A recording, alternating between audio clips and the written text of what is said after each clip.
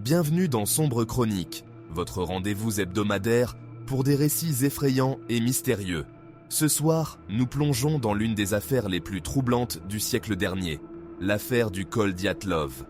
Quelle terrifiante révélation se cache derrière les disparitions inexpliquées de 9 randonneurs en 1959 ? Préparez-vous à découvrir un mystère qui, à ce jour, reste entier, avec des éléments de peur, d'incompréhension et des questions qui hantent encore les esprits. L'histoire commence en janvier 1959, lorsque 10 étudiants de l'Institut Polytechnique de l'Oural entreprennent une expédition de ski dans les montagnes. Menés par Igor Dyatlov, un étudiant expérimenté, ils étaient prêts à affronter les rigueurs de l'hiver russe. Mais ce qui devait être une aventure exaltante s'est rapidement transformé en un cauchemar inimaginable. Le 1er février, le groupe établit son campement sur les pentes du Kolatsiakl, une montagne dont le nom signifie « montagne morte » en langue mansi. Ce sera leur dernier campement. Les jours suivants, les familles des randonneurs, inquiètes de ne pas avoir de nouvelles, alertent les autorités. Ce qu'ils découvriront sur place défie toute explication rationnelle. Les corps des randonneurs sont retrouvés dans des conditions inexplicables, certains à moitié vêtus, d'autres avec des blessures internes sans signe de lutte. Ce mystère, connu sous le nom de l'affaire du col Dyatlov, continue de fasciner et d'effrayer les chercheurs et les amateurs de mystères à travers le monde. Restez avec nous alors que nous explorons les théories, les preuves et les questions sans réponse de cette énigme glaçante.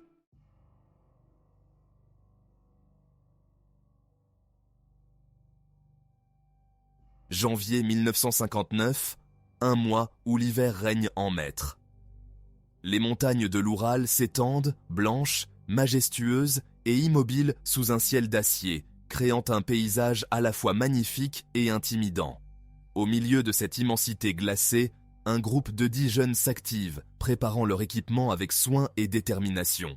Ils sont 9 hommes et une femme, tous étudiants ou diplômés de l'Institut Polytechnique de l'Oural, une institution renommée pour former des ingénieurs et des scientifiques de haut niveau.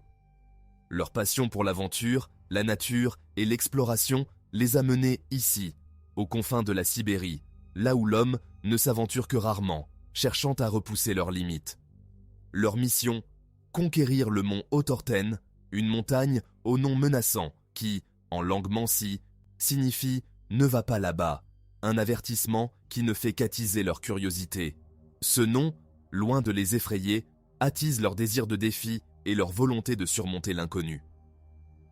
Leur leader est Igor Dyatlov, un jeune homme de 23 ans au visage sévère, mais toujours souriant lorsqu'il est avec ses camarades, inspirant confiance et respect. Dyatlov est un alpiniste aguerri, capable de faire face aux pires tempêtes, ayant déjà surmonté de nombreux défis en montagne. Il a minutieusement planifié chaque étape de cette expédition, car il sait qu'en pleine nature, chaque détail compte et peut faire la différence entre le succès et l'échec. Les autres membres du groupe lui font entièrement confiance, sachant qu'il est le mieux préparé pour les guider à travers ces terres hostiles. Ils sont eux-mêmes des sportifs entraînés, habitués aux conditions extrêmes et prêts à affronter les défis qui les attendent. Parmi eux se trouve Zinaïda Kolmogorova, une jeune femme à la silhouette menue, mais au tempérament de fer, connue pour sa détermination et son courage. Elle a déjà participé à plusieurs expéditions avec Dyatlov et partage son amour pour les défis, toujours prête à se surpasser. Plus discret, Alexander Kolevatov est passionné de géologie, trouvant dans chaque pierre une histoire à raconter. Il est constamment plongé dans ses carnets, notant chaque formation rocheuse qu'il croise, espérant découvrir quelque chose de nouveau. Ce voyage est une chance inouïe pour lui d'étudier les structures millénaires des montagnes de l'Oural. Un rêve devenu réalité. Yuri Yudan, quant à lui, est le seul à ressentir une certaine appréhension, une inquiétude qu'il peine à dissimuler.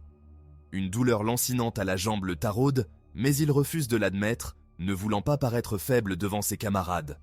Il ne veut pas être celui qui abandonne, celui qui ralentit l'équipe, malgré la souffrance qui le ronge.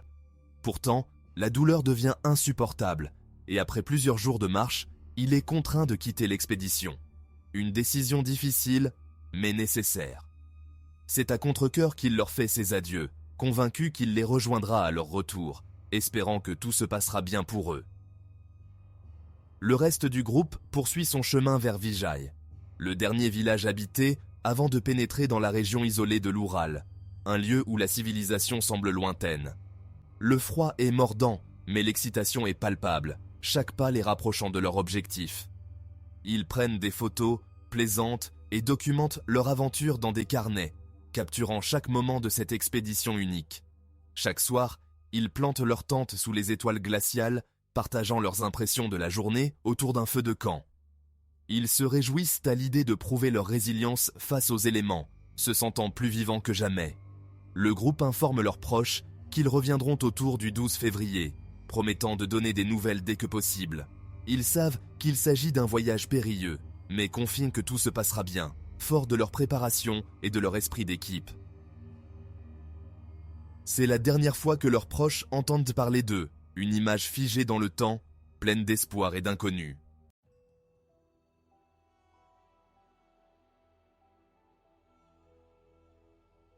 Les jours passent lentement. Chaque tic-tac de l'horloge résonne comme un rappel de l'absence. À Sverdlovsk, ville d'origine des jeunes aventuriers, l'inquiétude commence à monter. Les rues sont animées, mais une ombre de préoccupation plane sur les visages. Le 12 février, jour prévu pour leur retour, personne n'a reçu de nouvelles du groupe. Les familles commencent à se rassembler, échangeant des regards inquiets. Mais personne ne panique encore. Les discussions restent calmes, chacun espérant que les jeunes randonneurs sont simplement retardés. Ce genre d'expédition prend souvent plus de temps que prévu. Les montagnes sont imprévisibles et les aventuriers doivent souvent s'adapter aux conditions changeantes. En montagne, il est courant que les randonneurs rencontrent des difficultés, des tempêtes imprévues, des crevasses insoupçonnées ou même des détours obligatoires. Chaque obstacle peut retarder leur progression. Cependant, au fur et à mesure que les jours passent, les familles ne peuvent plus contenir leur angoisse. Les mères serrent leurs enfants contre elles, les pères regardent fixement l'horizon. Les appels aux autorités locales se multiplient. Les familles cherchent désespérément des réponses, espérant que quelqu'un, quelque part, a des nouvelles. Les parents de Dyatlov, eux, restent persuadés que leur fils va revenir. Ils se tiennent la main, se soutenant mutuellement dans cette épreuve. « Il est fort », dit son père avec conviction. « Il a toujours été un leader, un survivant. Il est préparé pour ce genre de situation. » Dyatlov a suivi des formations rigoureuses et sait comment survivre dans des conditions extrêmes. Mais au fond d'eux, ils sentent que quelque chose ne va pas.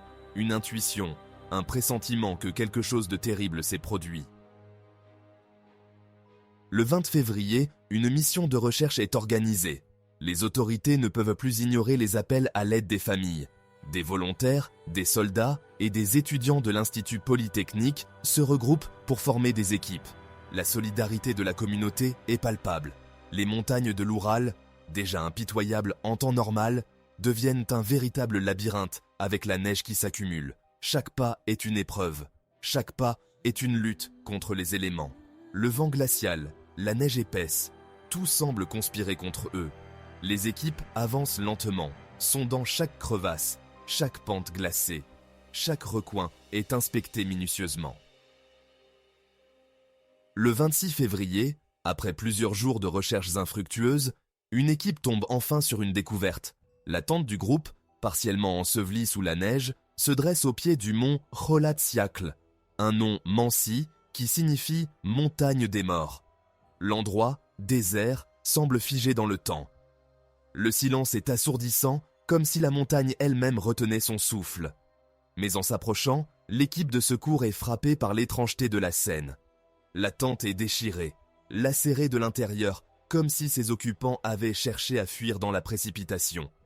Leurs affaires sont toujours là. Des vêtements chauds, des chaussures, des provisions, mais pas une trace des randonneurs. La neige autour est vierge, sauf quelques empreintes éparses qui semblent s'éloigner de la tente. L'équipe suit ces traces. Elle mène jusqu'à un petit bois, à environ 1,5 km de la tente. Et c'est là qu'ils découvrent le premier corps, étendu dans la neige, figé dans une posture de fuite désespérée.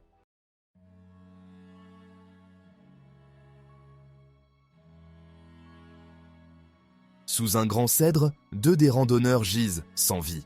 Leurs corps, presque nus, sont recroquevillés, comme s'ils avaient cherché à se réchauffer dans leurs derniers instants. Ce sont ceux de Doroshenko et Krivonichenko, 2 des membres les plus endurants du groupe. Leurs mains sont terriblement brûlées, signe qu'ils ont tenté désespérément de se réchauffer en allumant un feu. Le petit feu de camp près d'eux n'a cependant pas suffi à les sauver des températures glaciales qui dépassent les moins 30 degrés Celsius cette nuit-là. Plus loin, à quelques centaines de mètres, 2 autres corps sont retrouvés, ceux de Dyatlov et Kolmogorova. Ils semblent avoir tenté de retourner à la tente avant de succomber au froid. Leurs visages sont figés dans une expression de lutte, comme s'ils avaient combattu jusqu'au dernier souffle pour survivre. Igor Dyatlov, toujours aussi déterminé, tient encore une branche de cèdre dans sa main droite, son corps raidi par le gel.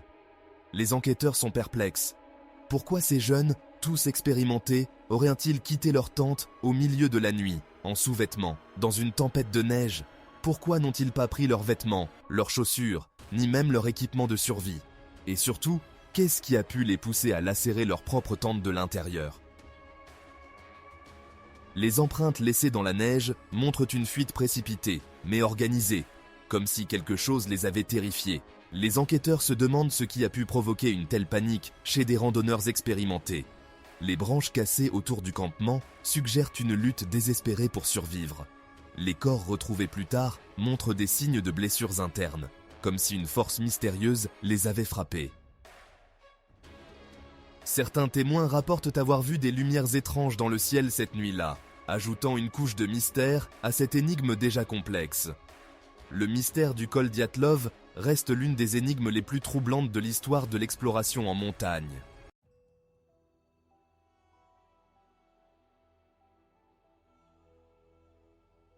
Le mystère s'épaissit lorsque, plusieurs mois plus tard, au mois de mai, 3 autres corps sont retrouvés à quelques kilomètres de la tente, enfouis sous une couche de neige épaisse. Ces découvertes ajoutent une nouvelle couche de complexité à une affaire déjà énigmatique. C'est dans une ravine que l'on découvre les dépouilles de Zolotaryov, Dubinina et Thibaut Brignol, dans un état bien plus étrange que les premiers. Les conditions dans lesquelles ces corps ont été retrouvés laissent les enquêteurs perplexes. Les corps présentent des blessures graves, mais ce qui déconcerte le plus, ce sont les fractures qu'ils affichent. Ces blessures semblent défier toute explication rationnelle. Les côtes de Zolotaryov et Dubinina sont broyées, comme si elles avaient été écrasées par une force colossale. Une force que rien dans leur environnement immédiat ne pourrait expliquer. Thibaut Brignol, quant à lui, a le crâne fracassé, une blessure d'une violence inouïe qui ne correspond à aucun des scénarios envisagés par les enquêteurs. Les blessures sont similaires à celles causées par un accident de voiture à grande vitesse, selon le médecin légiste. Pourtant, il n'y a aucune trace d'un tel accident dans cette région reculée. Mais là encore, aucun signe de lutte, pas même de marques externes qui expliqueraient de telles lésions. Les corps semblent avoir subi ces blessures sans aucune résistance apparente. Le plus dérangeant est la découverte faite sur le corps de Dubinina. Une découverte qui ajoute une dimension macabre à cette affaire déjà troublante. Sa langue a été arrachée, ainsi que plusieurs parties molles de son visage. Une mutilation qui semble avoir été faite avec une précision inquiétante. Que s'est-il passé pour que cette jeune femme subisse une telle horreur? Les théories abondent, mais aucune ne semble satisfaire pleinement les enquêteurs. Certains évoquent un prédateur, un animal sauvage qui aurait dévoré ses parties après sa mort. Mais cette hypothèse ne tient pas face à l'absence de traces de lutte. Mais cette explication ne satisfait pas les enquêteurs. Ils cherchent des réponses plus convaincantes, mais se heurtent à un mur d'incompréhension. La scène n'a rien d'un champ de bataille entre hommes et bêtes. Tout est étrangement calme, un calme qui contraste avec la violence des blessures. Pas de traces de sang, ni de signes d'animaux dans les environs. Un mystère qui ne fait que s'épaissir. Il y a quelque chose d'inexplicable dans la manière dont ces corps ont été retrouvés, comme si une force inconnue avait été à l'œuvre. Une force qui échappe à toute logique humaine. Les enquêteurs sont également frappés par l'étrange couleur orange de la peau des victimes. Une couleur qui ne correspond à aucune explication naturelle. Les premiers corps retrouvés montrèrent des signes de décomposition naturelle dus au froid. mais ceux découverts dans la ravine présentent une teinte anormale, presque radioactive. Une teinte qui soulève de nouvelles questions. Et ce n'est pas la seule étrangeté. Chaque nouvelle découverte semble ajouter une nouvelle couche de mystère. Certains des vêtements portés par les randonneurs dégagent une légère radioactivité. Une radioactivité qui ne trouve aucune explication dans leur environnement. D'où vient cette contamination? Les enquêteurs sont perplexes et cherchent des réponses dans toutes les directions possibles. Les montagnes de l'Oural n'ont jamais été connues pour abriter de telles radiations, et les jeunes gens n'étaient pas en contact avec des matériaux radioactifs avant leur départ. Une énigme qui reste entière, laissant les enquêteurs et le public dans l'expectative.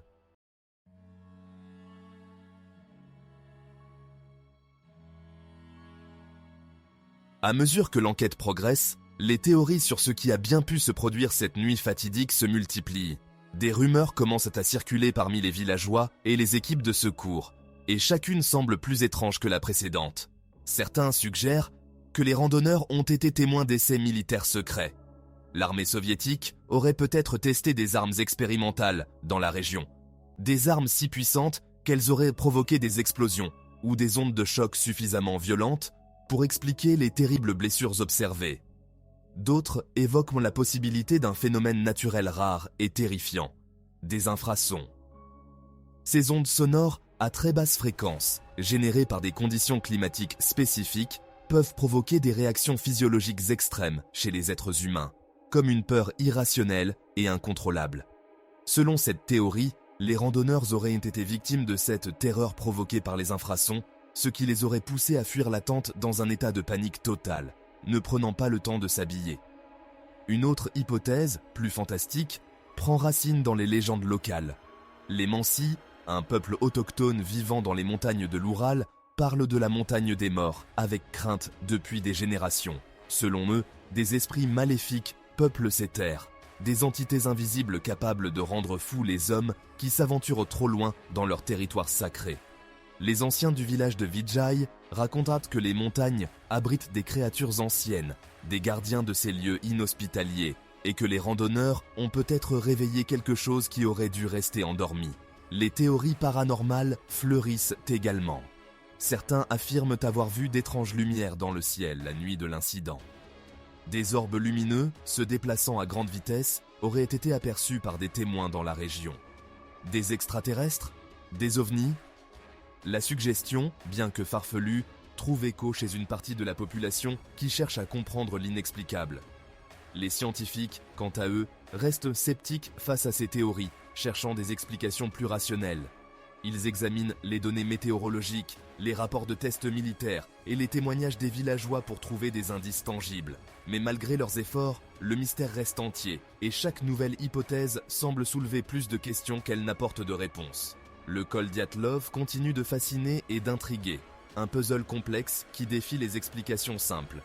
Et ainsi, les hypothèses et les doutes persistent, alimentant les discussions et les spéculations autour de cette nuit tragique dans les montagnes russes.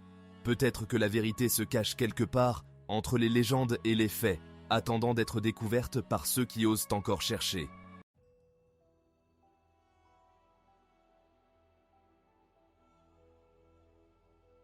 Face à l'ampleur du mystère et à la pression médiatique croissante, les autorités soviétiques décident de clore rapidement l'enquête. En mai 1959, le procureur en charge du dossier conclut que les jeunes sont morts à la suite d'une force naturelle irrésistible. Mais cette conclusion vague et insatisfaisante n'apaise ni les familles, ni les journalistes, ni les enquêteurs. Les proches des victimes, en particulier, ne croient pas à une simple tempête ou à un accident naturel. Ils savent que leurs enfants étaient des alpinistes expérimentés, capables de faire face à de telles situations. Le dossier est classé secret et les résultats de l'enquête sont verrouillés pour des décennies. La région autour du mont Kolatsiakl est fermée aux civils pendant plusieurs années. Les rumeurs d'essais militaires continuent de se répandre et certains chercheurs indépendants qui tentent de poursuivre l'enquête se retrouvent confrontés à des obstacles bureaucratiques ou à des menaces. Pour les familles des victimes, l'attente est insupportable. Ils ne savent pas pourquoi leurs enfants sont morts de cette manière tragique. Les autorités n'offrent aucune explication convaincante et le mystère semble s'enfoncer dans l'oubli. Pourtant, malgré les efforts pour étouffer l'affaire, des passionnés, Des journalistes et des chercheurs continuent de creuser. Les autorités soviétiques, conscientes de l'impact potentiel sur leur image, maintiennent un silence rigide. La propagande officielle tente de détourner l'attention, mais le public reste sceptique. Les familles des victimes organisent des veillées, espérant que la vérité éclatera un jour. Les chercheurs indépendants, malgré les risques, continuent de rassembler des preuves. Le mystère du col Dyatlov reste l'un des plus grands non résolus de l'histoire soviétique, et les montagnes russes, silencieuses témoins de cette tragédie, gardent leurs secrets enfouis sous la neige.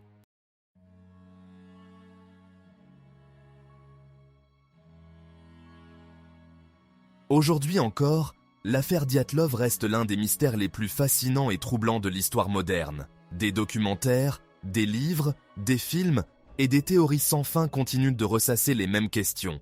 Qu'est-il arrivé aux 9 jeunes randonneurs cette nuit de février 1959 ? Ont-ils été victimes d'une attaque, d'un phénomène naturel extrême, ou d'un danger inconnu, tapi dans les ombres des montagnes glacées ? En 2019, 60 ans après les événements, les autorités russes ont rouvert l'enquête. Cette fois, l'explication donnée est celle d'une avalanche. Selon les nouvelles conclusions, une avalanche de plaques aurait pu surprendre les randonneurs dans leur sommeil, les obligeant à fuir dans un état de panique. Mais pour de nombreux experts, cette théorie ne colle toujours pas avec l'ensemble des éléments retrouvés sur place. Pourquoi, alors, les blessures graves sur certains corps, les traces de radiation sur les vêtements et l'arrachement de la langue de Dubinina ? La véritable réponse semble échapper encore et toujours à la raison. Les montagnes de l'Oural, silencieuses et imperturbables, gardent jalousement leurs secrets. La montagne des morts porte bien son nom, et ceux qui s'y sont aventurés, malgré leur expertise et leur préparation, n'en sont jamais revenus. Chaque année, des commémorations ont lieu pour honorer la mémoire des 9 randonneurs disparus. Leurs noms sont gravés dans l'histoire, et leur tragédie continue de hanter les esprits. Ils étaient jeunes, pleins de vie et d'espoir, et leur histoire est un rappel poignant des mystères insondables de notre monde.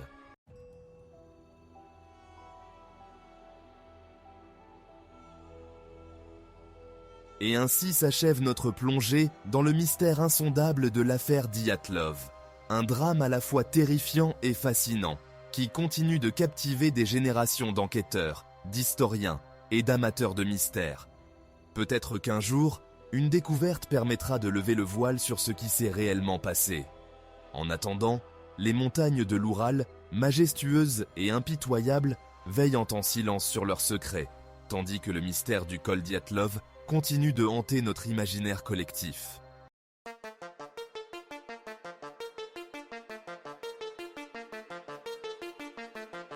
Merci d'avoir écouté cet épisode de Sombre Chronique. Si cette histoire vous a fasciné, n'hésitez pas à vous abonner pour ne manquer aucun des mystères que nous explorons chaque semaine.